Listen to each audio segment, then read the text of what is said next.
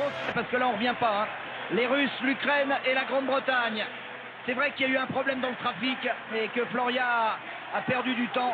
Et on va regarder la bagarre entre l'Ukraine et la Russie, avec toujours la possibilité pour Adeoye, alors que Floria donne tout ce qu'elle a, mais malheureusement, ce sera pas suffisant. Ah, ça revient fort, elle revient fort. Ouais, mais... La Britannique est en train de craquer. Alors peut-être. La Britannique est en train de craquer. Allez. Je pense que ça va être juste, mais elle va tout donner quand même. La Britannique a temporisé. Elle est en train de relancer. Elle revient.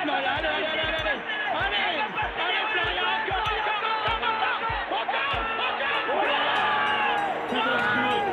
Ce jour-là, Floria Gay réalise la remontée la plus spectaculaire jamais vue sur le Tour de piste.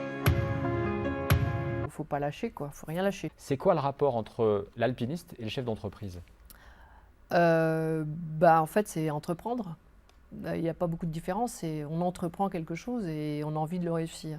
Donc, entreprendre une grande ascension, un grand projet, ça veut dire s'y préparer de façon très méticuleuse, comme un projet d'entreprise. Avec tous les risques que ça comporte. Avec tous les risques. Alors, il y a le risque physique, mais aussi le risque moral.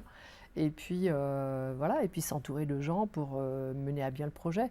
Et s'entourer de gens en qui on a confiance pour construire sa confiance. Enfin, il y a c'est complètement similaire. C'est vraiment qu'avec Michel Augustin que je me suis, je trouve, vraiment trouvé, c'est-à-dire en fondant une entreprise dont j'avais eu l'idée et en arrivant à fédérer autour de moi et Michel aussi, tout un groupe de personnes, parce qu'aujourd'hui on a une équipe de 30 personnes absolument super, qui portent ce projet encore plus que moi. Voilà, c'est vraiment la leçon de se dire que, surtout pour les étudiants, et on en reçoit pas mal, c'est surtout ne faites pas des choix par convention ou parce que ça fait bien ou parce qu'on est le mouton de service, faites des choix parce que c'est des choix de passion, quoi, de passion raisonnée bien sûr, mais de passion, et ne pas hésiter à butiner à droite à gauche pour trouver le bon terreau dans lequel vous allez arriver à exprimer vos talents. Je suis ici pour vous parler d'un message qui est complètement universel et que j'ai découvert grâce à la maladie.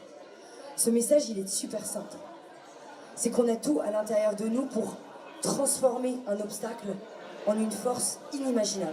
En fait, c'est juste prendre conscience qu'il n'y a pas de petits changements, il n'y a pas de petites idées, il n'y a pas de petits pas. Et que chaque petit pas que vous entreprenez, chaque petite chose que vous essayez de mettre en place, c'est des changements qui sont énormes sur du long terme. Pourquoi est-ce que je vous parle des avantages de l'échec ?